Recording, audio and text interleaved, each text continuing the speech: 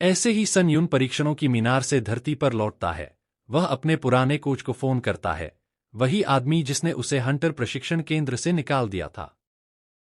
सन युन आखिरी बार हंटर परीक्षा देना चाहता है, लेकिन कोच उसके पिछले नाकाम नतीजों को याद दिलाकर उसका मजाक उड़ाता है और कहता है कि उसके पास कोई मौका नहीं है। सन युन जिद करता है, यहां तक कि 7 साल की बेकार ट्रेनिंग का पैसा लौटाने की धमकी देता है। हंटर एसोसिएशन पहुंचने पर कोच सुनिश्चित करता है कि इस बार उसका फेल होना सबसे शर्मनाक हो। वह सबसे कठिन प्रतिद्वंदी तैयार करता है और सन युन की तलवार को भी नुकसान पहुंचाता है ताकि वह साबित कर सके कि हमारा लड़का कितना कमजोर है। सन युन के सामने प्रतिद्वंदी चुनने के लिए स्तर 1 से 10 तक दिए जाते हैं। पहले वह हमेशा स्तर 1 गोब्लिन चुनता था और फिर भी हार जाता था, लेकिन इस बार वह सभी को चौंकाते हुए स्तर 10 का फीनिक्स चुन लेता है। परीक्षा शुरू होते ही फीनिक्स उस पर 25% धीमा करने वाला जादू डाल देता है और पहली ही टक्कर में उसकी तलवार टूट जाती है, जैसा कोच ने चाहा था। लेकिन सन युन घबराता नहीं, वह टूटी हुई तलवार के टुकड़े से फीनिक्स की आंख में वार करता है और फिर फर्श की टूटी हुई एक भारी टाइल उठाकर इतनी ताकत से फेंकता है कि फीनिक्स का सिर फट जाता है और टाइल लगभग कोच से टकरा जाती है। कोच हक्का बक्का रह जाता है, उसे समझ नहीं आता कि यह कमजोर लड़का अचानक इतना शक्तिशाली कैसे हो गया। 7 साल पहले एक भयानक आपदा हुई थी जिसमें दानवकाल कोठरी फट गई थी और अनगिनत राक्षस बाहर आ गए थे। उसी घटना में सन युन के माता पिता मारे गए और उसने खून के आंसू बहाते हुए कसम खाई थी कि वह हंटर बनेगा और सभी राक्षसों का अंत करेगा, परंतु 7 साल बाद उसी दिन उसे प्रशिक्षण केंद्र से निकाल दिया गया। उसके ट्रेनर ने उसे बार बार बताया कि उसका टैलेंट बिल्कुल बेकार है और 7 साल की सीमा पार करने के बाद भी उसे हंटर बनने नहीं दिया। उसकी लगातार कोशिशों के बावजूद ट्रेनर उसे हर बार अपमानित करता और मारता पीटता था।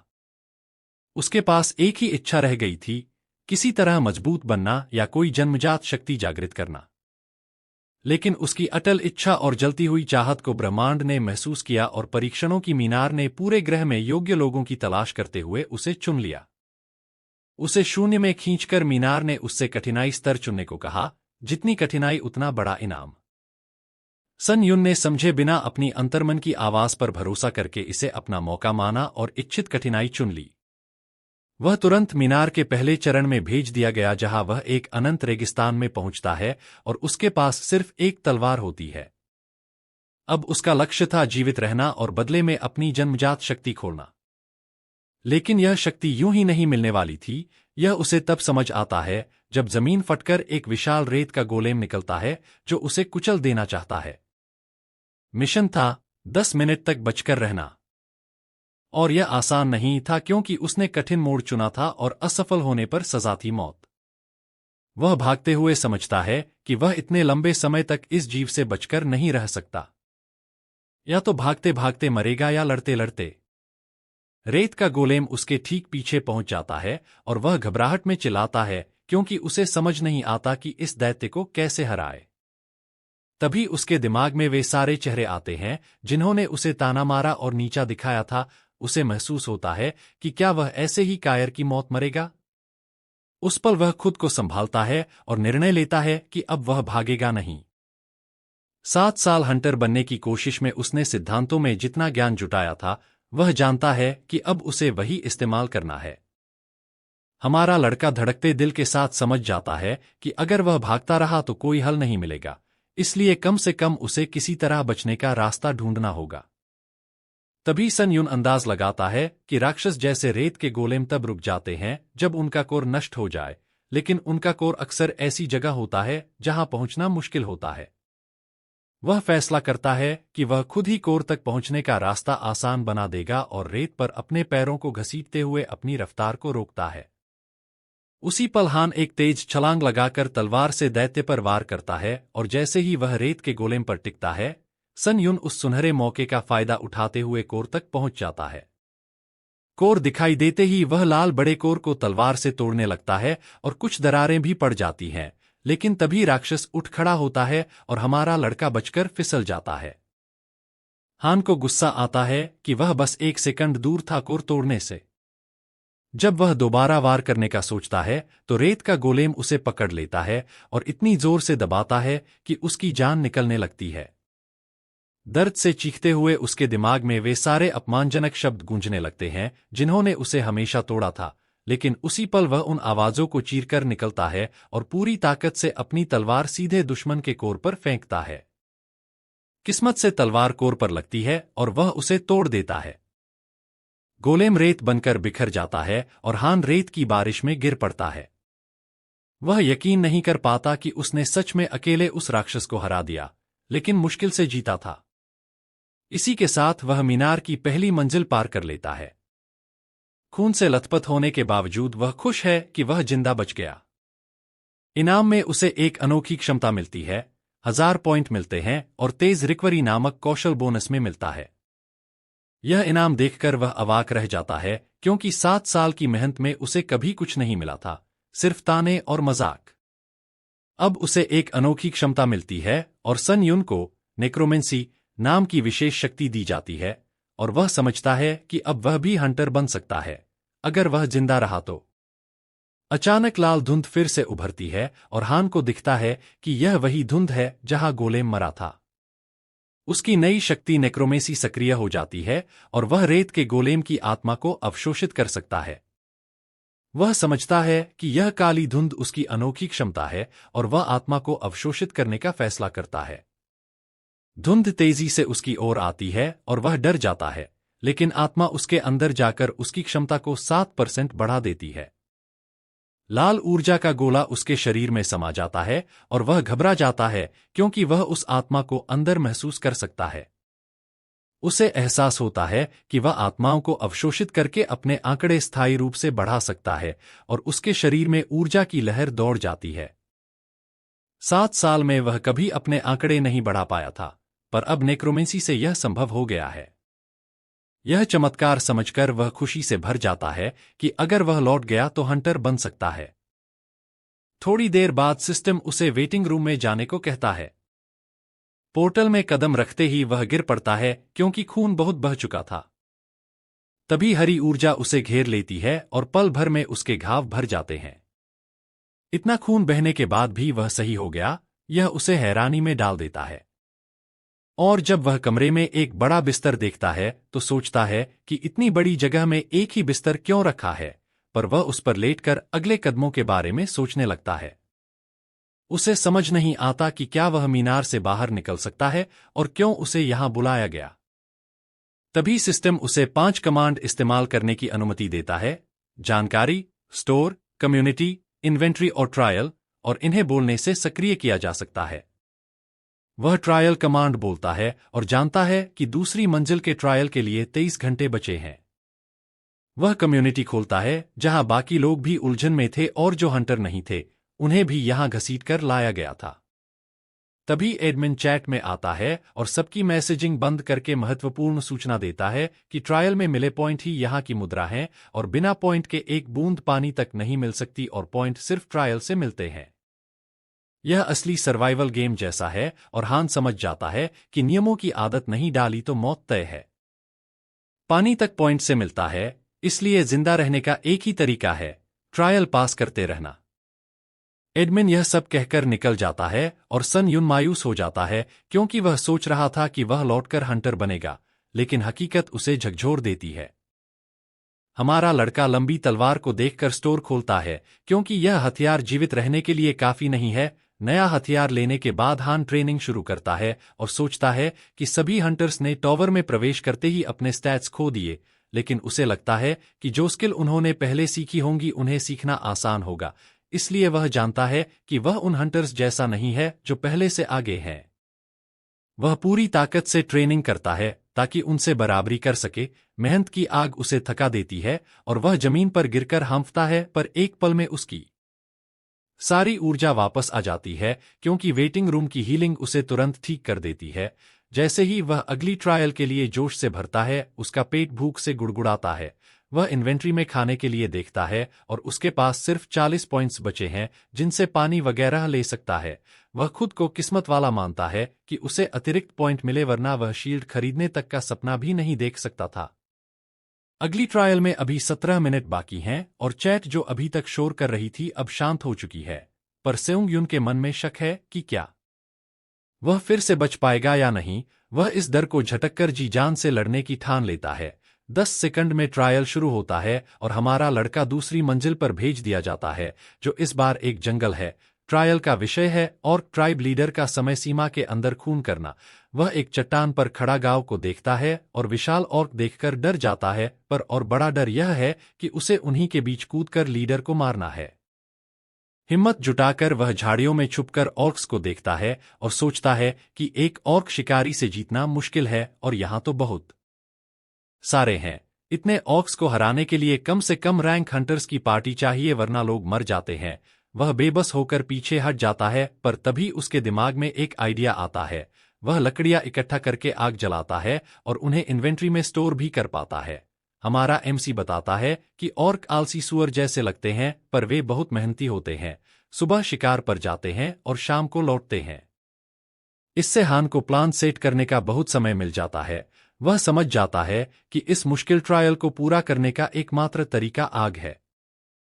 सही समय का इंतजार करने के बाद वह ऑर्क गांव के पास आग की लकड़ी फेंक देता है और देखते ही देखते पूरा जंगल जल उठता है। ऑर्क्स में अफरातफरी मचते ही वह अगला कदम उठाने को भागता है।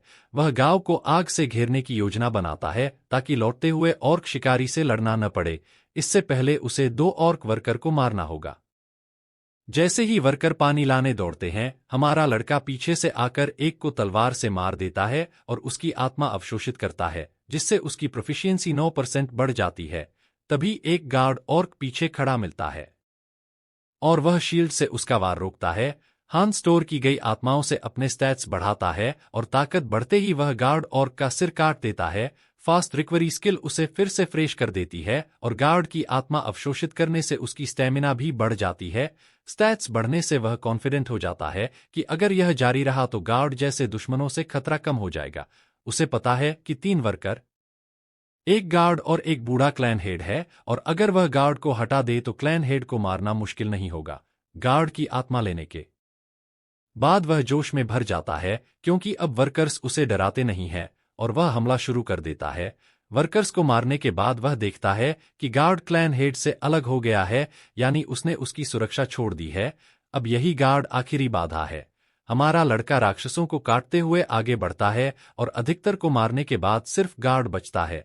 तभी क्लैन हेड आग का हमला करता है और आग का तूफान सन यून पर टकराता है, पर उसकी शील्ड उसे बचा लेती है। आग इतनी तेज थी कि उसे राख बना देती, पर शील्ड सब झेल जाती है। क्लैन हेड सोचता है कि दुश्मन मर गया, पर जैसे ही धूल हटती है हमारा एमसी जिंदा खड़ा मिलता है। कपड़े जले हुए, शील्ड पर निशान, लेकिन वह जीवित है। इसी के साथ वह आग सहने की उपलब्धि हासिल करता है और उसे फायर रेजिस्टेंस नामक नई स्किल मिलती है।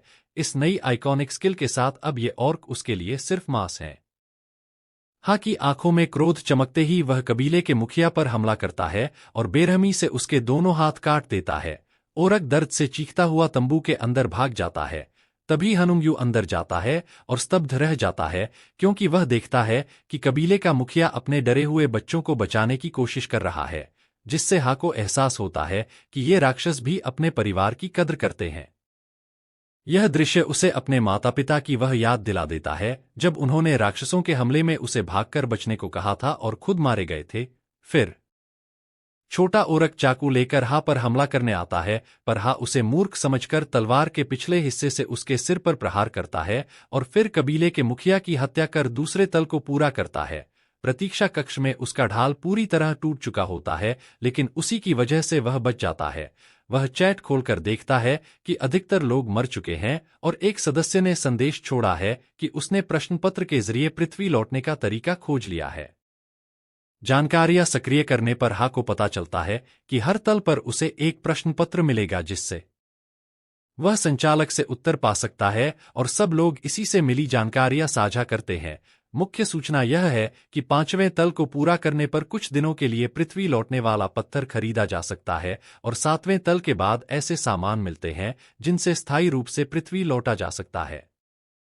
यह सब समझकर हा सोचता है कि यदि वह अभी पृथ्वी लौटे तो आसानी से ईस्टर का शिकारी बन सकता है, पर यह दबाव उसे भीतर से तोड़ता है, क्योंकि यदि यह शक्ति उसे पृथ्वी पर मिलती तो यह धोखा माना जाता। वह उदास हो जाता है, पर खुद को संभालता है, क्योंकि उसके आंकड़े अब 0 से बढ़कर लगभग 20 तक पहुंच रहे हैं। वह जान जोखिम में डालकर प्राप्त 5 आत्माएं अवशोषित करता है, जिससे उसका शरीर शक्ति से भर जाता है और वह इतनी तेज गति से दौड़ता है कि दीवार से टकराकर उसकी नाक से खून निकल आता है। फिर वह 2100 अंकों वाला विशाल मृत वृक्ष का ढाल खरीदता है, जिसमें शक्ति घटते ही बढ़ोतरी का प्रभाव सक्रिय हो जाता है। वह पिछली परीक्षा से मिले काले इस्पात वाले छुरे और हत्यारे के लबादे का उपयोग करता है, जो हर आंकड़े को 5 बढ़ाता है और गति भी बढ़ाता है। सब तैयारी कर वह अगली परीक्षा तक अभ्यास करता है और तीसरे तल पर पहुंचता है, जहां परीक्षा एक द्वंद्व होती है। गुफा में अंधकार का संरक्षक प्रकट होता है, जो इतना तीव्र है कि उसकी कोई भी हलचल महसूस नहीं कर पाता और पल भर में उस पर वार कर देता है। उसे बताया जाता है कि यह संरक्षक की परछाई जैसा प्रतिरूप है, जो उसकी हर चाल नकल करता है। शीघ्र उपचार कौशल का उपयोग कर बचता है और समझता है कि प्रतिद्वंद्वी की चालें उसकी चाल जैसी ही हैं। वह टकराकर जांचता है और एक प्रहार सफल करता है, पर उसे पता चलता है कि वह राक्षस उपचार भी कर सकता है। फिर वही राक्षस पर वैसी ही चालें करता है जैसी ने पहले की थीं। हत्यारे के लबादे का प्रभाव सक्रिय करता है और 1 ही मिनट में अंत करने का निश्चय करता है। वह कुछ क्षति पहुंचाता है, पर तभी प्रतिरूप शक्तिशाली होकर उसका हाथ काट देता है और दर्द से चीख उठता है। सन यू अंधकार के संरक्षक को देखता है और पाता है कि वह स्थिर खड़ा है। हमारा योद्धा जानता है कि उसके ठीक होने में समय लगेगा और इसे मारने का यही मौका है, पर हाथ कट जाने के कारण वह बिना तलवार के मारने का तरीका सोचता है। तभी उसके मन में एक साहसी विचार आता है और वह सोचता है कि व्यर्थ मरने से बेहतर है कोशिश करते हुए मरना। वह ढाल से उस पर जोरदार वार करता है, जिससे अंधकार का संरक्षक गिर पड़ता है और मौका देखकर सेओंग-यू पूरी शक्ति से ढाल का प्रहार कर उसे समाप्त कर देता है। प्रणाली उसे तीसरे तल को पार करने पर बधाई देती है। चौथे तल के प्रतीक्षा कक्ष में प्रवेश करते ही उसके सभी घाव और दुष्प्रभाव ठीक हो जाते हैं, जिसे वह दीवार पर प्रहार कर परखता है और संतुष्ट होता है। फिर वह उस प्रतिरूप आत्मा के बारे में सोचता है जिसे उसने गुफा में पाया था और मानता है कि वह उसकी अब तक की सबसे शक्तिशाली प्राप्ति है। तभी प्रणाली बताती है कि उसकी मृतविद्या की दक्षता 100% हो गई है और उसका स्तर बढ़कर ही हो गया है, जिससे वह आत्माओं के कौशल भी अवशोषित कर सकता है, तथा अब उसे एक अतिरिक्त प्रभाव भी मिला है, जिससे वह आत्मा के जागृत कौशलों में से एक को यादृच्छिक रूप से प्राप्त कर सकता है। मृत्यु की आत्मा अवशोषित करते समय उसे एहसास होता है कि मृत्यु के निकट पहुंचने पर ही उसे शीघ्र उपचार जैसा कौशल मिला था। वह जानता है कि कौशल पाना आसान नहीं होता, इसलिए ऐसी अद्वितीय शक्ति पाकर वह भाग्य आजमाने का निर्णय लेता है। वह चौथे तल के समुदाय में प्रवेश कर लॉबी में सहजता से प्रतीक्षा करता है और स्क्रीन पर अगली परीक्षा की सूचना देखता है, जिसमें सभी को एक दल बनाकर संयुक्त परीक्षा देनी होती है। एक प्रतिद्वंद्वी शिकारी टिप्पणी करता है कि ऐसी प्रतियोगिता में शिकारी एक दूसरे को मार देंगे, जिससे वह स्तब्ध रह जाता है। अगली परीक्षा शुरू होती है और प्रणाली बताती है कि उसे एक अन्य चुनौतीकर्ता के साथ मिलकर एक दिन के भीतर गोब्लिन राजा को हराना होगा। असफल होने पर मृत्यु दंड मिलेगा। 2 अन्य शिकारियों के सामने प्रकट होता है। लड़की ली हॉन अपना परिचय देती है कि वह पृथ्वी पर ईस्टर की शिकारी थी और दल को सहयोग देना उसका विशेष कौशल है। दूसरा लड़का ली सेओंग-हून धरातली युद्ध में निपुण तथा डी स्तर का शिकारी था, इसलिए उसका व्यवहार घमंडी है। हमारा साथी बताता है कि वह भी निकट युद्ध में सक्षम है, पर शिकारी नहीं था, केवल बनने की इच्छा रखता था। यह सुनकर सेओंग-हून उसे नीचा दिखाते हुए चिढ़ता है और चेतावनी देता है कि यदि वह दल के लिए बोझ बना तो बाहर कर दिया जाएगा। को पुराने अपमान याद आते हैं, पर वह जानता है कि हून की कला वास्तविक है, इसलिए शांत रहता है और समझता है कि इस मीनार में केवल कौशल मायने रखते हैं। प्रणाली बताती है कि यह 3 बनाम 3 प्रतियोगिता है, जिसमें अपनी टीम के साथ मिलकर दूसरे दल से पहले परीक्षा पार करनी होगी और किले के द्वार खुल जाते हैं। ली गोब्लिनों से जूझता है और उनके संगठित आक्रमण से चकित हो जाता है तथा हमारे साथी को लड़ने को चिल्लाता है। हमारा योद्धा उसकी मूर्खता पर खींचता है और ली हायान मदद का आश्वासन देती है, पर सेउंगहून उस पर चिल्लाकर तुरंत उसे बलवर्धन देने का आदेश देता है, जबकि उसके सभी सहायक मंत्र समाप्त हो चुके होते हैं। तभी हा स्वयं आगे बढ़कर अपने साथी की मदद करने की बात कहता है और ली हायान चिंतित होकर पीछे मुड़ती है तो देखती है कि सारे गोबलिन पहले ही मर चुके हैं। सेउंगहून झुंझला जाता है और असफलता का दोष हमारे नए साथी पर मढ़ने लगता है। तभी एक गोबलिन उस पर हमला करता है, पर हा सेओंगयू प्रकट होकर उसे मार देता है और हून से कहता है कि वह केवल रास्ते में आ रहा है, क्योंकि अब हा की आभा पूरी तरह बदल चुकी है। वह गोबलिनों को रेशे रेशे काट देता है और गोबलिन शिकारी का खिताब पा लेता है। हमारा साथी बड़े घमंडी को उल्टा जवाब देता है कि अब वह ही बोझ बन रहा है और हा तेजी से सभी को चीरता फाड़ता आगे बढ़ता है। ली हॉन आश्चर्य से देखती रह जाती है जब हा को दुश्मनों को हवा की तरह चीरते देखती है। गोबलिनों की आत्माएं मंडराती हैं और हमारा योद्धा महसूस करता है कि वे उसकी अद्वितीय तलवार ऊर्जा को नहीं पहचान सकती, इसलिए वह उन्हें आसानी से अवशोषित करता है और अपने आंकड़े बढ़ा लेता है। साथ ही गोबलिनों का एक कौशल भी उसे मिलता है जो क्षेत्र दृष्टि बढ़ाकर दुश्मनों को पहले से देख पाने में मदद करता है। वह गोबलिन की दृष्टि अनुभव करते हुए मुस्कुराता है, क्योंकि उसे बड़ा लाभ मिल गया है। दल पुनः मिलता है और अक्षम लीहा के पास आकर बकवास करता है कि नया लड़का कमजोर गोबलिनों के सामने बस किस्मत से बच गया। वह डर छिपाने को हंसता है, पर हमारा साथी सीधा बोल देता है कि अब से वह ही नेतृत्व करेगा और आदेश देगा ताकि पूरी टीम अधिक प्रभावी हो सके। हान अपनी घातक नजर से डी रैंक वाले बदमाश को तुरंत दबा देता है और ली से पूछता है कि क्या उसे कोई समस्या है। ली तुरंत झुक जाता है और पूछता है कि अब आगे क्या करना है। सन युन उसे लड़की शिकारी ली हान की रक्षा करने का आदेश देता है और लड़की से पीछे से रास्ता दिखाने को कहता है। हान खुशी से मान जाता है और तीनों फिर से खोज शुरू करते हैं। हमारा नायक युद्ध क्षेत्र में बिजली की तरह दौड़ता है और गोबलिनों का कत्लेआम कर देता है। वह मरे हुए गोबलिनों की आत्माएं लगातार करता रहता है, जिससे उसकी दक्षता बार बार बढ़ती जाती है। बताया जाता है कि तीसरे परीक्षण के समाप्त होने में अभी 14 घंटे बाकी हैं। आगे चलते समय ली ह्यान को शक होता है, क्योंकि पहले गोबलिन नियमित रूप से दिखाई दे रहे थे, लेकिन अब अचानक अजीब सन्नाटा छा जाता है। तभी हान कुछ महसूस करता है और तेजी से आगे भागता है, जहां वे देखते हैं कि उनके पहुंचने से पहले ही गोबलिनों के नौकर मारे जा चुके हैं। हमारा नायक तुरंत समझ जाता है कि दूसरी टीम उनसे पहले यहां से गुजर चुकी है, जबकि ली सेउंगहुन यह सोचकर हैरान रह जाता है कि दूसरी टीम ने दुश्मनों को इतनी जल्दी निपटा दिया। सन युन गोबलिन के खून को छूता है और पाता है कि वह अभी भी गर्म है, जिससे स्थिति की गंभीरता बढ़ जाती है और अब उन्हें तुरंत आगे बढ़ना पड़ता है, क्योंकि अगर दूसरी टीम ने गोबलिन बॉस को पहले मार दिया तो इन्हें दंड मिलेगा, जो कि मृत्यु है। हान सभी से कहता है कि जल्दी करनी होगी। उधर दूसरी टीम और गोबलिनों से लड़ रही होती है और उनका नेता ली सियोन राक्षसों को मारते हुए घिन महसूस करता है, लेकिन डरावनी मुस्कान के साथ आखिरी गोबलिन का सिर काट देता है। टीम के सदस्य उसकी तारीफ करते हैं, जबकि ली सियोन घमंड में कहता है कि सारी शिकार वही अकेले कर रहा है। वह अपने साथी ली जनहो से पूछता है कि क्या उसे मजा आ रहा है, क्योंकि वह बस ढोया जा रहा है, और उसे बॉस रूम का दरवाजा खोलने का आदेश देता है ताकि वे वापस जा सकें। डरा हुआ ली जुन्हो दरवाजे के पास जाता है और सोचता है कि वह फंस गया है। तभी सिस्टम घोषणा करता है कि सभी चुनौतीकर्ता गोबलिन किंग के सर्पिल टॉवर में प्रवेश करेंगे और बॉस युद्ध तब शुरू होगा जब दो में से केवल एक टीम बचेगी। एक डरावनी लाल आभा सबको घेर लेती है और अब कोई भी इस स्थान से बाहर नहीं जा सकता। तभी हानुम युन की टीम सर्पिल टॉवर पर पहुंचती है और दूसरी टीम को जीवित देखकर ली सियोन को चिढ़ होती है। हमारा नायक अपनी टीम को बताता है कि वह अकेले ही दूसरी टीम से लड़ेगा और ली ह्यान से केवल फुर्ती बढ़ाने वाला बफ मांगता है। लड़की शिकारी चिंता जताती है, क्योंकि उसने सनुंग युन की ताकत अपनी आंखों से देखी है, लेकिन फिर भी इंसान शिकारी राक्षसों से ज्यादा खतरनाक हो सकते हैं। हान उसकी बात समझता है और कहता है कि अगर स्थिति खतरनाक हुई तो वह बता देगा और बैकअप हान पर छोड़ देगा। फुर्ती बढ़ते ही हमारा नायक दुश्मनों की ओर बढ़ता है और पूरी तरह एक हत्यारे जैसा एहसास देता है। चलते हुए सनुंग युन सोचता है कि वह औसत शिकारी से बेहतर है और 30 से ज्यादा गोबलिन मार चुका है। उधर ली सियोन की टीम मुकाबले के लिए तैयार हो जाती है।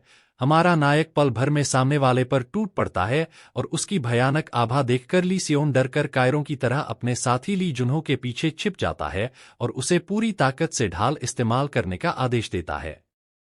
जुन्हो ढाल सक्रिय करता है और एक सुरक्षा अवरोध फैल जाता है, लेकिन हान अपनी जबरदस्त ताकत से तलवार के एक वार में उस अवरोध को तोड़ देता है। टूटी हुई ढाल के टुकड़े दुश्मनों पर बरसते हैं और उसी मौके का फायदा उठाकर हमारा नायक एक ही झटके में 2 लोगों को काट गिराता है। अब केवल ली सान बचता है और दोनों के बीच भीषण लड़ाई शुरू होती है। दोनों वार बचाते और पलटवार करते रहते हैं। तभी हान को कुछ अजीब महसूस होता है, क्योंकि वह जानता है कि वह उससे ज्यादा कुशल है, फिर भी यह आदमी अजीब तरीके से हर वार रोक रहा है।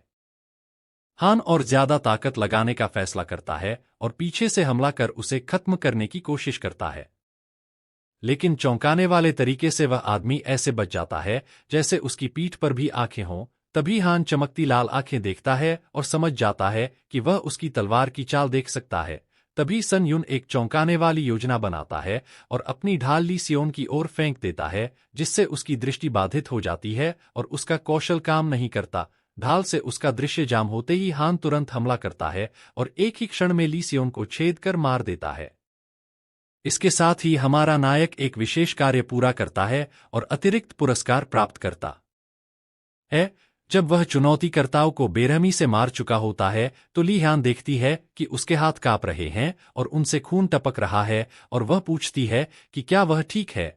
सनुंग युन के चेहरे पर उदासी छा जाती है, लेकिन वह कहता है कि वह ठीक है। ली हान समझ जाती है कि उसने पहली बार किसी इंसान को मारा है और यही झटका है, क्योंकि वह सोचती थी कि वह ठंडा और बेहद मजबूत है। फिर भी समय गवाए बिना हान तुरंत बॉस लड़ाई शुरू करने का फैसला करता है और हान तथा ली सेउंग हुन भी इसके लिए तैयार हो जाते हैं।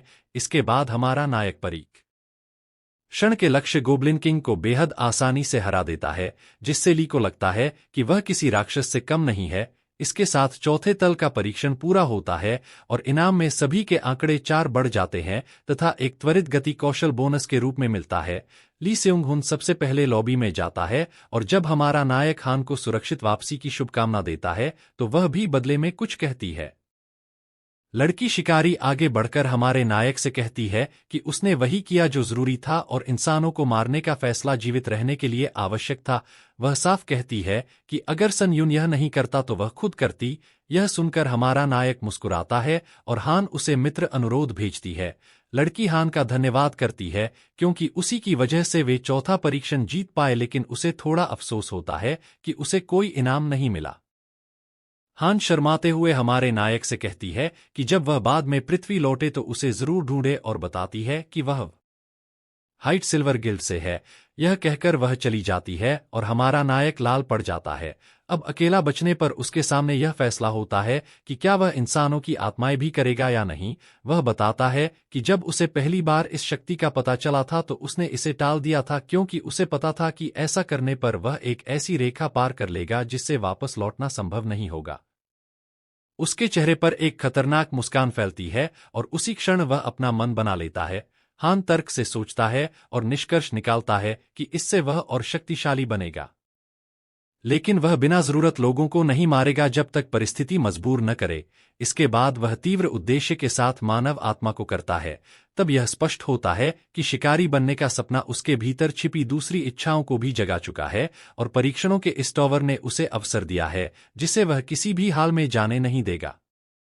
आगे बढ़ने की जलती हुई चाह के साथ हान 5वें तल की लॉबी में प्रवेश करता है, जहां सिस्टम एक नया फीचर खोलता है जिसे परीक्षण कुलांकन कहा जाता है, जो सभी चुनौतीकर्ताओं की रैंक तय करेगा। सिस्टम उससे उपयोगकर्ता नाम मांगता है और वह हंटर नाम चुनता है। रैंक पैनल में पहले 5 स्थान एसएस रैंक शिकारियों के होते हैं, जिसे देखकर वह सोचता है कि क्या वह भी सूची में है, और ऊपर स्क्रॉल करने पर चौंकते हुए देखता है कि उसका नाम 16वें स्थान पर है। यह रैंक उसकी उम्मीद से कहीं ज्यादा होती है। सिस्टम समझाता है कि शीर्ष 50 को अग्रदूत कहा जाएगा, जिन्हें 8वें तल पर विशेष लाभ मिलेंगे, और यदि वे वहां तक अग्रदूत बने रहे तो उन्हें हेलो नाम का विशेष अधिकार मिलेगा। हान सोचता है कि यह किसी कौशल जैसा होगा और समय आने पर सब समझ जाएगा। वह 3 मानव आत्माओं को करता है और ऊर्जा के उफान के साथ उसे लगता है कि उसने सच में इंसानी सीमाएं पार कर ली हैं। बाद में वह एक वापसी पत्थर खरीदता है जिससे 3 दिनों के लिए अपने मूल स्थान पर लौटा जा सकता है और यह जांचने के लिए उसका उपयोग करता है कि क्या वह उपकरण भी साथ ला सकता है। पत्थर का उपयोग करते ही वह पृथ्वी पर लौट आता है और उसकी शक्तियां अब बिल्कुल अलग स्तर की होती हैं। खिलाड़ी हान की पृथ्वी पर वापसी की इच्छा स्वीकार होती है और वह एक पोर्टल से गिरता हुआ अपने घर पहुंच जाता है, जहां उसे 3 दिनों में फिर से परीक्षण टावर में लौटना होगा। कुछ देर बाद सन युन आंखें खोलता है और खुद को अपने कमरे में पाकर हैरान होता है कि वह सच में घर आ गया है। वह सबसे पहले नींद को प्राथमिकता देता है क्योंकि प्रतीक्षालय की तुलना में यह बिस्तर स्वर्ग जैसा है, लेकिन तभी तेज बदबू से उसे एहसास होता है कि उसे नहाने की जरूरत है। उठते समय वह देखता है कि टॉवर से लाए गए हथियार भी उसके साथ हैं, जिससे साबित होता है कि उपकरणों को पृथ्वी पर लाना संभव है और इसका मतलब है कि दूसरे खिलाड़ी भी ऐसा कर सकते हैं। वह समझ जाता है कि आने वाले समय में वस्तुएं आम होंगी और शिकारी सामानों की कीमत गिर सकती है, इसलिए वह खंजर बेचने का फैसला करता है। नोट्स देखते हुए उसे याद आता है कि वह अगली बार पृथ्वी लौटने पर शिकारी परीक्षा देने वाला था और लगता है कि वह सोच से ज्यादा व्यस्त होने वाला है। इसी बीच white lotus hunter training centre के निदेशक हुआंग मनहो को हान सनुंग युन का फोन आता है और मनहो उसे तुरंत पहचान लेता है। वह सदस्यता शुल्क वापस भेजने की बात करता है, लेकिन हान मना कर देता है और बदले में एक एहसान मांगता है। निदेशक उसे अभ्यास की अनुमति नहीं देता तो सन युन सीधे शिकारी परीक्षा में मदद की बात करता है। मनहो याद दिलाता है कि पिछली बार हान फेल हुआ था और उसकी रैंक एफ थी, जो सबसे निचली थी, और वह उसका मजाक उड़ाता है कि उसमें कोई कौशल नहीं था, लेकिन हान शुल्क देने की बात कहकर उसे चुप करा देता है और निदेशक इनकार नहीं कर पाता। सौदा तय होने के बाद हान उसी दिन परीक्षा दिलाने को कहता है। बाद में नहाकर आईने में देखता है कि उसका शरीर अब बेहतर बन चुका है, लेकिन समय कम होने के कारण वह जल्दी करता है और अपार्टमेंट से बाहर निकलते हुए उस सामान्य जीवन के बारे में सोचता है जिसकी उसने हमेशा चाह की थी, जहां बिना अपमान के जी सके। पड़ोसन को नमस्ते करते ही वह समझ जाती है कि हान एक ऐसा आदमी है जो शिकारी बनने की कोशिश कर रहा है। हमारा नायक विदा लेता है तो पड़ोसन उसके प्रभावशाली आभामंडल से मन ही मन प्रभावित हो जाती है और सोचती है कि क्या वह हमेशा से इतना लंबा था। बाहर हान टैक्सी ढूंढने की कोशिश करता है लेकिन असफल रहता है, तो वह अपनी ताकत का सहारा लेते हुए दौड़कर जाने का फैसला करता है क्योंकि इस तरह वह जल्दी पहुंच सकता है। कुछ ही देर में वह हंटर एसोसिएशन पहुंचता है, जहां काफी समय बाद निदेशक हुआंग से उसकी मुलाकात होती है। सन युन जब कहता है कि हाल ही में वह अजीब चीजों से जूझ रहा है, तो वह निदेशक को उलझन में डाल देता है और मन हो सोचता रह जाता है कि उस लड़के का मतलब क्या था। इसी दौरान निरीक्षक किम इनहू हान को बताता है कि वही हंटर परीक्षा का मूल्यांकन करेगा और समझाता है कि हुआंग के पर्यवेक्षक होने के कारण हान को सैद्धांतिक परीक्षा और साक्षात्कार से छूट है। प्रक्रिया से परिचित होने के कारण वे सीधे परीक्षा की ओर बढ़ते हैं। परीक्षा क्षेत्र में सन युन को एक तलवार दी जाती है और मनहो निरीक्षक किम से जानबूझकर परीक्षा कठिन बनाने को कहता है ताकि हान असफल हो जाए। किम भरोसा दिलाता है कि उसने तलवार उपयोगकर्ता के लिए सबसे कठिन प्रतिद्वंद्वी चुना है। इसके बाद वह हान से कठिनाई स्तर 1 से 10 के बीच चुनने को कहता है। अतीत की घटनाएं याद करते हुए सन युन सोचता है कि वह हमेशा स्तर 1 चुनता था और कमजोर होने के कारण गोबलिन से भी हार जाता था।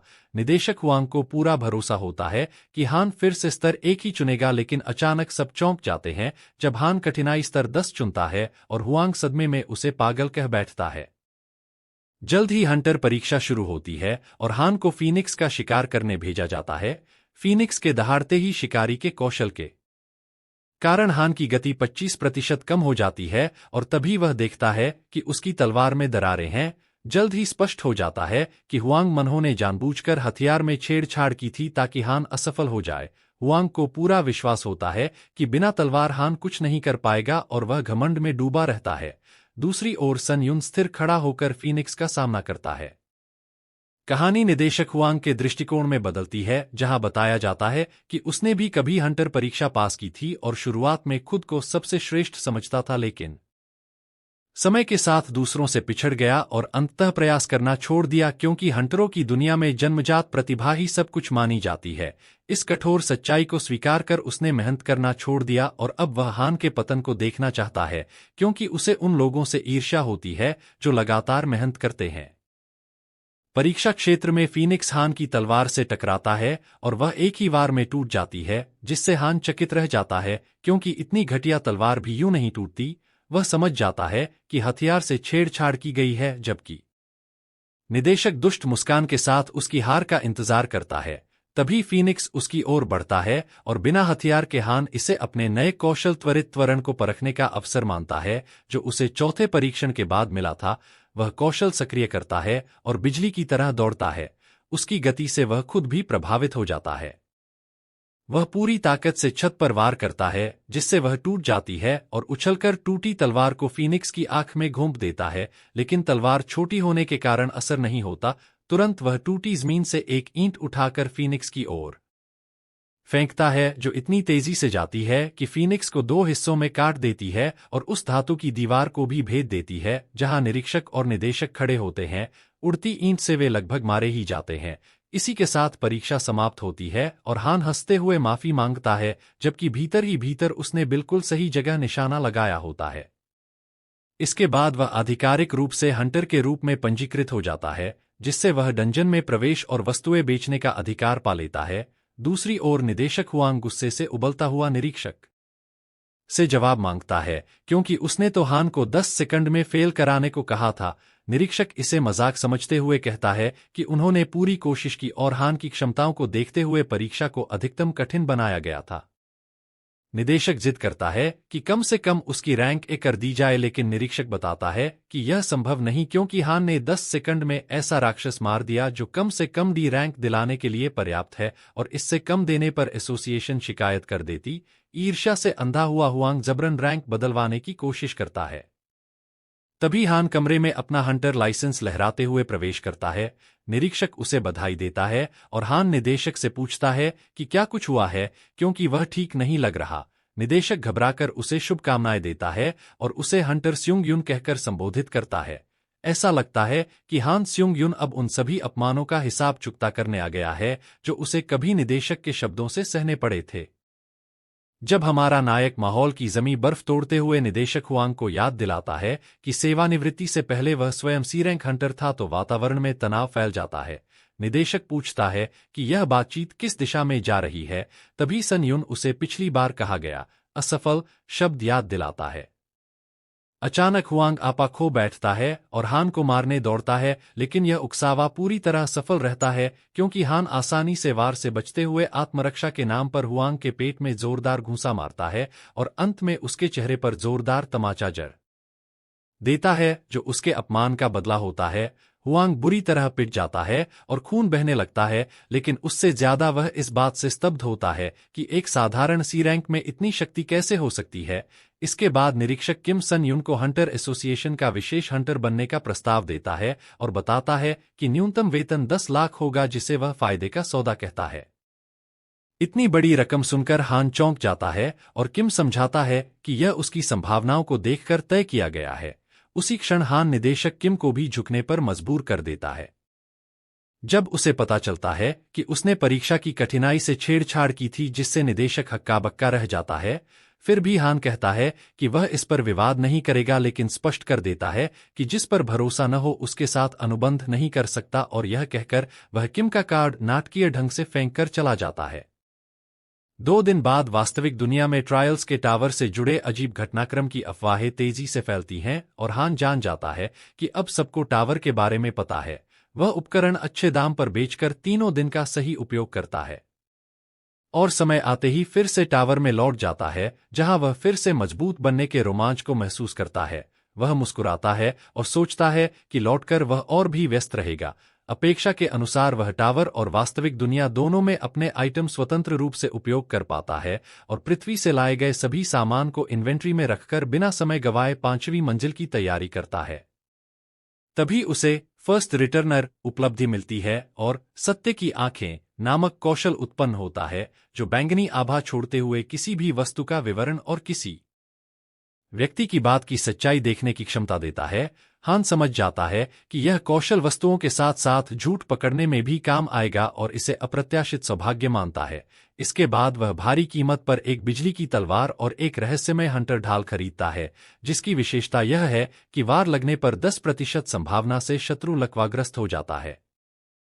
फिर वह एक दिन की समय सीमा वाले 5वें तल के परीक्षण में प्रवेश करता है, जहां शर्त होती है वुल्फ गॉर्ज के बॉस वुल्फ पर्सन को हराना और असफलता पर मृत्यु। वहां पहुंचकर वह खुद को भेड़ ईओ के झुंड से घिरा पाता है और उन्हें काटना शुरू करता है, लेकिन वे बहुत कमजोर लगते हैं। तभी एक विशाल सफेद भेड़िया छोटे भेड़िए को फाड़कर खा जाता है, जिसे देखकर हान रोमांचित हो उठता है और बिजली की तलवार से उन्मादी अंदाज में भेड़ियों का सहार करता है। इतनी ताकत पाकर वह खुद को थोड़ा पागल होता महसूस करता है। लड़ाई के बाद उसकी हंटर डैगर और फास्ट रिकवरी क्षमताएं बढ़ जाती हैं, लेकिन वह तलवार कौशल बढ़ाने का विचार करता है। अनेक भेड़ियों की आत्माएं सोखकर उसकी नेक्रोमेंसी दक्षता 16% पहुंचती है और आगे बढ़ते हुए वह केंद्र के पास पहुंचने लगता है, जहां उसे तलवार से मारे गए शक्तिशाली भेड़ियों के निशान मिलते हैं। सत्य की आंखें सक्रिय कर वह जानता है कि यह अत्यंत कुशल आभा से बने कट हैं। वातावरण भारी होता जाता है और अचानक वह एक ऊर्जा का पीछा करता है, जहां वह देखता है कि कोई रहस्यमय अस्तित्व वुल्फ गॉर्ज के बॉस से लड़कर उसे पराजित कर चुका है और इस प्रकार परीक्षण की सफलता की शर्तें पूरी हो जाती हैं। तभी सिस्टम कारण का विश्लेषण करता है और सन युन को पता चलता है कि उसके परीक्षण में एक घुसपैठिया पाया गया है। परीक्षण का उद्देश्य बदल दिया जाता है और उसे अंतरआयामी घुसपैठिए को मारने का नया आदेश मिलता है। हान एक ऐसे घुसपैठिए का सामना करता है जो दूसरे आयाम से आया एक कवचधारी शूरवीर है और कुछ क्षणों में वह समझ जाता है कि ट्रायल्स का टावर अन्य आयामों में भी मौजूद है। यह अजीब घटना उसे स्तब्ध कर देती है। तभी वह कवचधारी शूरवीर उपहास भरे स्वर में उससे बात करता है और एक तुच्छ बर्बर चुनौतीकर्ता के जीवित रहने पर आश्चर्य जताता है। वह मानता है कि हान इस परीक्षण का स्वामी है और उसे बर्बर कहकर मृत्यु के भय से डरा हुआ बताता है। यह सुनकर हान हल्की घबराहट के साथ मुस्कुराता है और समझ जाता है कि यह शत्रु साधारण नहीं है। कवचधारी मान लेता है कि भय ने हान की बुद्धि हर ली है और तलवार से उत्तर देने का निश्चय करता है। लड़ाई शुरू होते ही हान मरे हुए भेड़िए को उसकी ओर फेंकता है और उसी क्षण आक्रमण करता है, लेकिन उसकी बिजली की तलवार भारी कवच को भेद नहीं पाती।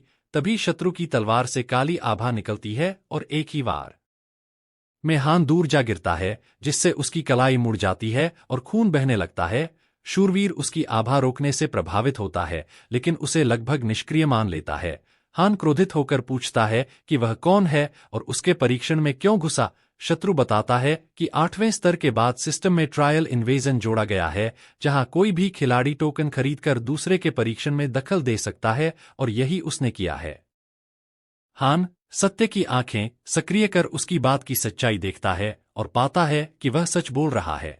तभी शूरवीर क्रोधित होकर उस पर वार करता है और उसे अपमानित करता है। इसी क्षण हान सच खोल देता है कि उसकी कलाई असल में दर्द के कारण नहीं बल्कि चाल के लिए पकड़ी हुई थी, क्योंकि उसकी तीव्र पुनर्जनन क्षमता उसे तुरंत ठीक कर देती है। उसकी बाह पूरी तरह स्वस्थ हो जाती है, जिससे शूरवीर दंग रह जाता है। हान स्वीकार करता है कि वह तलवारबाज भी है और उपचारक भी, और लगातार और शक्तिशाली होता जा रहा है। यही मोड़ है जहां उसकी असली शक्ति जागती है। वह मृत आत्माओं को समाहित कर अपने आंकड़े बढ़ाता है। ऊर्जा उमड़ पड़ती है और उसकी ताकत कई गुना बढ़ जाती है। वह हत्यारे की चोगा क्षमता सक्रिय कर गति बढ़ाता है, जिससे शत्रु चकित रह जाता है कि 5वें स्तर का खिलाड़ी इतने कौशल कैसे रख सकता है। इसके बाद दोनों के बीच भीषण तलवार युद्ध शुरू होता है, लेकिन आयामों का अंतर घुसपैठिए की वास्तविक शक्ति को सीमित कर देता है। हमारा लड़का देखता है कि बख्तरबंद दुश्मन फिर से अपनी डार्क ऑरा का इस्तेमाल कर रहा है और वह तलवार के वार से बस 1 इंच के फासले से बच जाता है, जो लगभग हान को लग ही जाती है। घुसपैठिया जबरदस्त रफ्तार से पलटवार करता है और हमारा लड़का समझ जाता है कि यह ऑरा स्किल हाई लेवल की है, जो भारी नुकसान कर सकती है। लेकिन किस्मत से अब सन युन के आंकड़े उससे ज्यादा हैं और उसे पता है कि वह जानलेवा वारों से बच सकता है।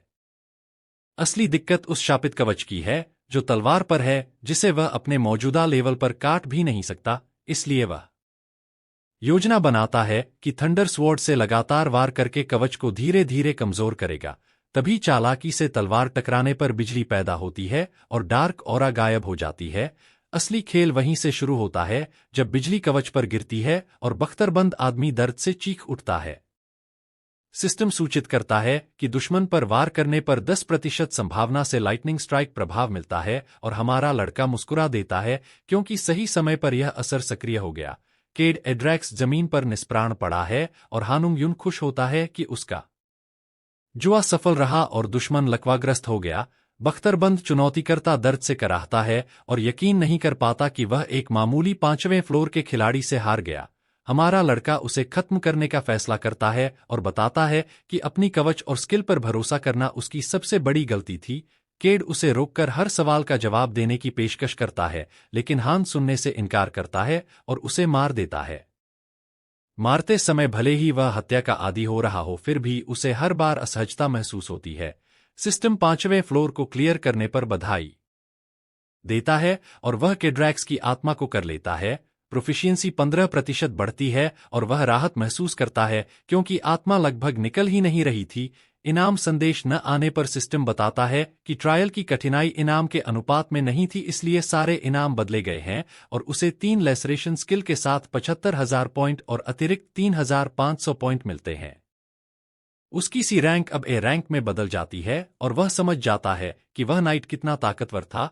फिर उसे 6ठे फ्लोर की लॉबी में भेज दिया जाता है, जहां सारी चोटें ठीक हो जाती हैं और लीडर बोर्ड अपडेट होता है।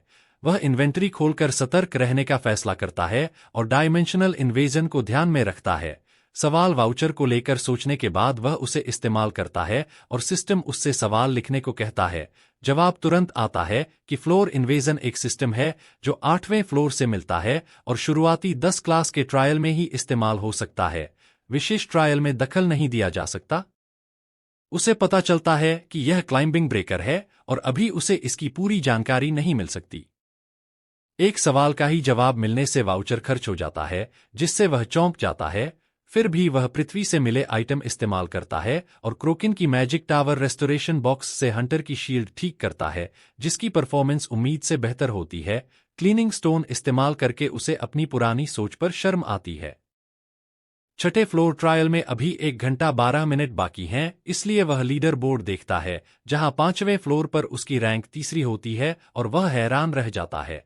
उसे लगता है कि वह लगातार पायनियर बनने के करीब है और तय करता है कि 8वें फ्लोर पर पहुंचकर देखेगा कि उसे क्या फायदा मिलता है। सिस्टम हमारे लड़के पर लगातार नोटिफिकेशन बरसाता है कि एक साइकोलॉजिकल स्किल बेची जा रही है जो हत्या और लूटपाट में बहुत मदद करती है, और अगर किसी के पास साइकोलॉजिकल रेजिस्टेंस स्किल हो तो वह हत्या, लूट और विश्वासघात से जुड़े अचीवमेंट आसानी से पा सकता है और बड़े इनाम भी मिलते हैं।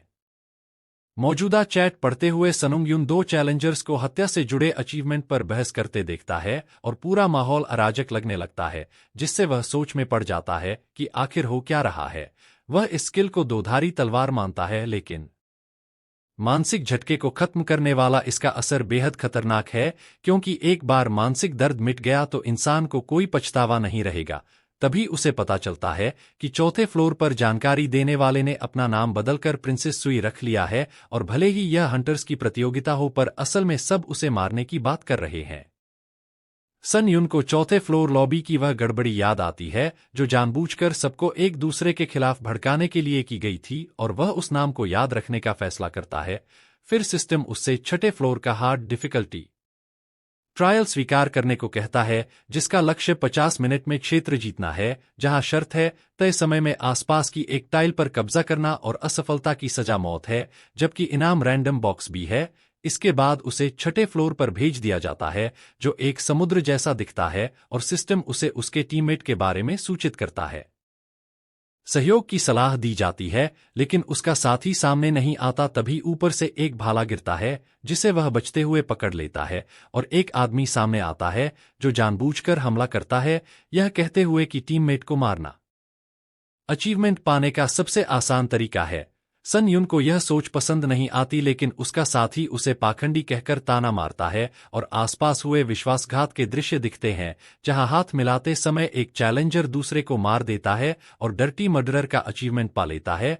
वापस हान की ओर आते हैं, जहां उसका साथी अचानक हमला करता है, लेकिन हान आसानी से बचते हुए पलटवार करता है और ट्रेटर अचीवमेंट पा लेता है, जिससे उसकी ताकत बढ़ती है। वह इस ट्रायल को किसी इवेंट जैसा मानता है और सोचता है कि शायद कोई स्किल मिल जाए, लेकिन वह बेवजह हत्याएं नहीं करना चाहता, हालांकि जो उस पर हमला करेगा उसे छोड़ेगा भी नहीं। तभी एक चैलेंजर आयरन डोम बनाकर खुद को सुरक्षित समझता है, लेकिन हान ऊपर से हमला कर उसका कवच तोड़ देता है और उसे लात मारकर दूर फेंक देता है, जिससे बाकी लोग डर जाए। सिस्टम उसे बताता है कि टाइल कैप्चर हो रही है और अगर कोई और उस पर चढ़ा तो प्रक्रिया रुक जाएगी, इसलिए उसे 10 मिनट तक वहां टिकना होगा। हान सोचता है कि ऊंची रैंक वाले खिलाड़ी शायद पहले ही आगे बढ़ चुके हैं और आसपास के कमजोर चैलेंजर्स उसके लिए कोई खतरा नहीं है। यह फ्लोर उसे अविश्वास, टॉवर की सच्चाई और गलत करुणा के पाखंड के बारे में सोचने पर मजबूर करता है, क्योंकि वह जानता है कि अगर वह किसी को नहीं मारेगा तो कोई और मरेगा। तभी सिस्टम चेतावनी देता है कि कोई उसकी टाइल पर हमला कर रहा है और 4 लोगों का एक समूह सामने आता है, जिनमें से एक घमंडी अंदाज में आगे बढ़ता है। सन यून समझ जाता है कि यह अचीवमेंट के लिए बना मर्डरर ग्रुप है और सुनहरे बालों वाला लड़का इसे मान भी लेता है। उसी पल 2 लोग उस पर हमला करते हैं और वह हार्ट सॉलिडेरिटी एक्टिवेट करता है, जो किम जिनी का दर्द हान संग युन के साथ साझा करने वाला ट्रेट है। गंजा आदमी छलांग लगाकर स्युंग युन पर टूट पड़ता है और समुद्री पानी से हमला करता है, जिसे हमारा लड़का छू लेता है और इससे उसकी ताकत, फुर्ती और स्टेमिना 10 कम हो जाते हैं। साथ ही 2 मिनट 59 सेकंड का पेनल्टी टाइम लग जाता है। लेकिन इस सजा से अनजान हान सोचता है कि यह हालात सिर्फ तब सबसे खराब होते अगर वह एक सामान्य चैलेंजर होता और उसके चेहरे पर एक खतरनाक मुस्कान आ जाती है, जिससे साफ पता चलता है कि वह उन्हें बुरी तरह कुचलने के लिए तैयार है। तभी 2 खिलाड़ी अपने हथियारों के साथ सनुंग युन पर हमला करते हैं और वह उनकी इस चाल की सराहना करता है कि वे हथियार चुराकर सामने वाले के आंकड़े गिराना चाहते हैं, लेकिन साथ ही उन्हें यह एहसास भी करा देता है कि उन्होंने गलत दुश्मन चुन लिया है। इसके बाद वह एक दुश्मन का चेहरा पकड़कर इतनी जबरदस्त ताकत से जमीन पर पटक देता है कि उसका सिर पूरी तरह चकनाचूर हो जाता है और खून चारों ओर फैल जाता है, जिसे देखकर बाकी सभी दुश्मन दहशत में आ जाते हैं। और उसी पल सन युन को 1 हिट 1 किल और एक्सटिंक्शन ऑफ द वीक नाम की स्किल मिलती है, जिसमें अगर उपयोगकर्ता के आंकड़े दुश्मन से ज्यादा हों तो उसकी ताकत उसी अनुपात में बढ़ जाती है। तभी एक और गंजा दुश्मन गाली देते हुए हमला करता है, लेकिन उसके कम आंकड़ों की वजह से यह स्किल सक्रिय हो जाती है। सन युन हमला बचाकर उसके चेहरे पर जोरदार लात मारता है, जिससे उसकी नाक टूट जाती है और फिर उसके गंजे सिर पर भयानक प्रहार कर उसे मार देता है, जिससे उसे मर्सिलेस मर्डरर का अचीवमेंट मिलता है। अब केवल 2 दुश्मन बचे होते हैं और वह उनकी और बढ़ता है। तभी उनमें से एक सुनहरे बालों वाला खिलाड़ी अपने ही साथी का पैर बेरहमी से काट देता है, जिससे वह दर्द से तड़पने लगता है और हार्ट सॉलिडेरिटी की वजह से वह दर्द हान को भी महसूस होता है। हालांकि उसे असली चोट नहीं लगती, लेकिन उसकी चालें धीमी हो जाती हैं। वह घायल लड़का दर्द से चिल्लाते हुए उस सुनहरे को दरिंदा कहता है और पूछता है कि क्या वह अब भी खुद को इंसान मानता है। तभी वह सुनहरा खिलाड़ी उसके पेट में छुरा घोंप देता है और साझा दर्द की वजह से सन युन मुश्किल से आगे बढ़ पाता है। वह धमकी देता है कि अगर सन युन पास आया तो वह उसका गला काट देगा, लेकिन पेन रेजिस्टेंस स्किल के कारण सन युन अभी भी हिम्मत जुटा पाता है और समझ जाता है कि अब केवल एक ही रास्ता है कि बाकी चैलेंजर्स को जल्दी खत्म किया जाए। तभी जैसे ही वह बिना हिचक आगे बढ़ता है, सुनहरा खिलाड़ी उस घायल लड़के का गला काट देता है, जिससे तेज दर्द सन युन के शरीर में दौड़ जाता है और वह अपनी गर्दन पकड़ लेता है। लेकिन वह जानता है कि अगर अभी वार नहीं किया तो मौका चला जाएगा। तभी सुनहरा खिलाड़ी तलवार लेकर उसे खत्म करने के लिए झपटता है और उसी पल सन युन तलवार को पकड़कर उसे अपने हाथों से तोड़ देता है और जिस तरह गला काटने का दर्द महसूस कराया गया था, उसी तरह का एहसास देने के लिए वह उसी टूटी तलवार से उस सुनहरे का गला काट देता है और उसे मार देता है। इसके बाद हान को आयरन ब्लड क्लाइंबर की उपलब्धि मिलती है और 1500 पॉइंट्स प्राप्त होते हैं। अंतः सीमा पूरी हो जाती है और एक टाइल पर कब्जा कर लिया जाता है। हानुंग युन की टीम अपने ही जैसे लोगों का सफाया करने के बाद जीवित बच जाती है। खिलाड़ी अपनी जीत का जश्न मनाते हैं, क्योंकि जीवित रहना ही सबसे बड़ी खुशी है। वहीं दूसरी ओर हमारा नायक सोचता है कि क्या किसी के उकसावे पर ही इतनी शुरुआत में लोग हत्या से जुड़ी उपलब्धियां पाने लगे थे। आखिर में जीत उन्हीं की हुई जो टीम बनकर टिके रहे, हालांकि कुछ अपवाद भी थे। जिन खिलाड़ियों ने दूसरों को मारा उन्होंने खुद को समझाया कि उन्होंने कुछ गलत नहीं किया, बल्कि गलती तो मरने वालों की ही थी। कितना अजीब विरोधाभास है। हमारा नायक अपने खून से सने हाथों को देखता है और सोचता है कि दूसरों की नज़र में वह शायद इंसानों को बेरहमी से मारने वाला एक राक्षस लग रहा होगा। इसके साथ ही छठी मंजिल की परीक्षा पूरी होती है और इनाम के रूप में एक रैंडम गाचा बॉक्स तथा 8000 पॉइंट्स इन्वेंट्री में भेजे जाते हैं। लॉबी में पहुंचते ही सन युन मरे हुए खिलाड़ियों की आत्माओं को शोषित करता है, जिससे उसकी अनोखी विशेषता नेक्रोमेसी की दक्षता 100% हो जाती है और यह विशेषता डी रैंक में अपग्रेड हो जाती है। इसके बाद हान 7वीं मंजिल की लॉबी में पहुंचता है और उसे अपनी सभी उपलब्धियां देखने का विकल्प मिलता है।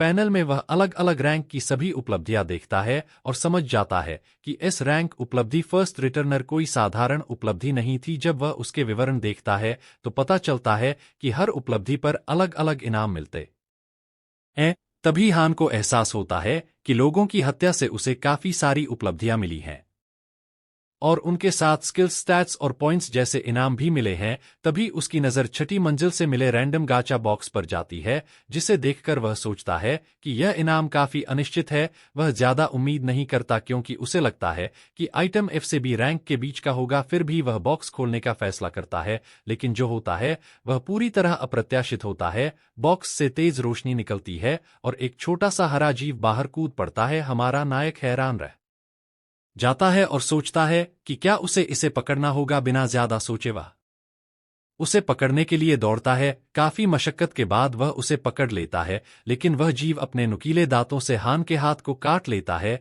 जिससे वह दर्द से कराह उठता है। वह छोटा राक्षस निंजा की तरह पलटता है और मुस्कुराता है, जबकि हान को लगता है कि उसने इसे प्यारा समझकर हल्के में ले लिया था। अब वह पूरा जोर लगाने का फैसला करता है। वह पागलों की तरह उसका पीछा करता है, लेकिन बार बार नाकाम रहता है। अंत में वह छलांग लगाकर उसके सिर पर जोरदार मुक्का मारता है और निर्णायक वार करता है। इसके बाद वह जीव गायब हो जाता है और गाचा बॉक्स से उसे सर्वोत्तम रैंक का आइटम मिलता है। हान सोचता है कि यह भी माइनस रैंक का होगा और सच में यह रॉड आयरन पेंडेंट निकलता है, जो तलवार स्किल के प्रभाव को 7% बढ़ाता है और जादुई शक्ति उपयोग करने पर आयरन प्रोटेक्शन नाम का विशेष प्रभाव सक्रिय करता है। पेंडेंट उसके हाथ में प्रकट होता है और सक्रिय होते ही उसकी त्वचा ऐसी हो जाती है कि वह 10% भौतिक नुकसान को सोख लेती है। सन युन हैरान रह जाता है क्योंकि यह ज्यादातर ए रैंक आइटम से भी बेहतर है। इसमें आक्रमण और रक्षा दोनों गुण हैं, इसलिए वह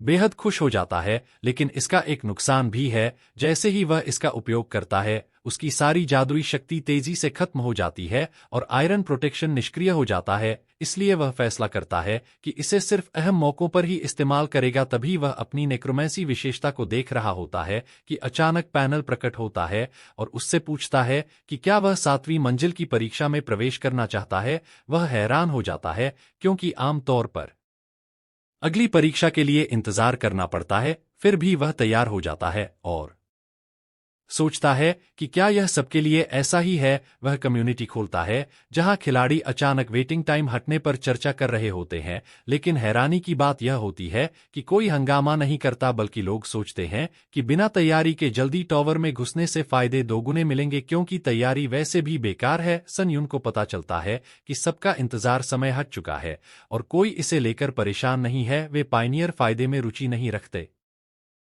बस घर लौटना चाहते हैं। वह समझता है कि शायद वे सब लो रैंक चैलेंजर हैं, इसलिए उनके लिए फर्क नहीं पड़ता। लेकिन जो बात उसे ज्यादा चौंकाती है वह यह कि माहौल पूरी तरह छठी मंजिल से बदल चुका है। उसे लगता है कि हत्यारे किस्म के लोग शांत हैं क्योंकि अगली परीक्षा व्यक्तिगत है और दिखावा करने से कुछ मिलने वाला नहीं। फिर भी वह सतर्क रहने का फैसला करता है क्योंकि जो लोग बिना झिझक अपने साथियों को मार सकते हैं वे दिल से बेहद क्रूर होते हैं। सबसे अहम बात यह है कि हान अपनी अडिग स्किल बढ़ाने का निश्चय करता है और अपनी नेक्रोमेंसी विशेषता की स्थिति को दोबारा देखता है।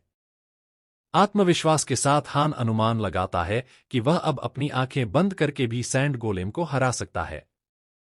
मीनवाइल मॉन्स्टर उभरता है और हान मुस्कुराता है क्योंकि ट्रायल का स्तर बढ़ गया है। सैंड गोलेम पहले से 3 गुना बड़ा दिखाई देता है। विशाल गोलेम सन युन पर हमला करता है और हमारा नायक इसे लड़ने के लिए उत्साहित होता है। वह गोलेम के चारों ओर कूदता है, लेकिन अजीब बात यह है कि वह कोर स्टोन नहीं देख पाता जो सैंड गोलेम का महत्वपूर्ण बिंदु है। वह सोचता है कि कोर स्टोन शायद गोलेम के शरीर में गहराई में होगा, लेकिन यह विचार हान का ध्यान भटकाता है और सैंड गोलेम उसे पकड़ लेता है। हमारा नायक, जो अब पहले से मजबूत हो गया है, उस विशाल हाथ से बाहर निकलता है और सोचता है कि उसके पास कोई विकल्प नहीं है, उसे मॉन्स्टर को काटना ही पड़ेगा। वह थंडर सोर्ड से गोलेम पर वार करता है, लेकिन रेतीले मॉन्स्टर को काटना अच्छा विचार नहीं लगता। फिर भी वह कोर को ढूंढने और नष्ट करने पर अडिग रहता है। हान महसूस करता है कि उसने अनजाने में सैंड गोलेम को और गुस्सा दिला दिया। विशाल गोलेम पागल होकर उसे कुचलने की कोशिश करता है। गोलेम कूदता है ताकि सन स्विंग युन को मार सके और हमारा नायक डर के मारे भागता है। वह जानता है कि इस बड़ी चीज से बचना मुश्किल नहीं है, लेकिन अगर यह ऊपर गिरा तो वह खत्म हो जाएगा। सन युन पागलों की तरह भागता है और भागते हुए खुद को रेतीले ढलान में छिपा लेता है। हान गुस्से में आता है और स्किल 3 लेसरेशंस एक्टिवेट करता है, जो हर हमला के बाद तलवार की कटाई की शक्ति को गुणा करता है। इसके साथ ही वह गेम का स्तर बढ़ाता है और गोलेम का हाथ एक ही वार में काट देता है। हान खुद भी चौंक जाता है कि उसने इसे एक ही वार में कर दिया। वह याद करता है कि वह कितना परेशान था जब आर्मर्ड प्लेयर ने उसके ट्रायल में घुसपैठ की थी, लेकिन अब वह आभारी है क्योंकि उसे एक आइकॉनिक स्किल मिला। हालांकि सैंड गोलेम अपने हिस्सों को रेत से पुनर्जीवित कर सकता है, हान इसे काटते रहकर कोरस्टोन तक पहुंचने की योजना बनाता है। हान पूरी तरह पागल बन जाता है और लगातार मॉन्स्टर को काटता रहता है। भारी सांस लेते हुए वह रुकता है क्योंकि मॉन्स्टर लगातार पुनर्जीवित हो रहा है। वह परेशान है क्योंकि अब तक कोरस्टोन नहीं मिला। इसी समय उसकी आंखें खुलती हैं जब वह देखता है कि सैंड गोलेम का आकार 3 गुना छोटा हो गया है। हान सोचता है कि यह बड़ा फेला अब इतना प्यारा कैसे लगने लगा।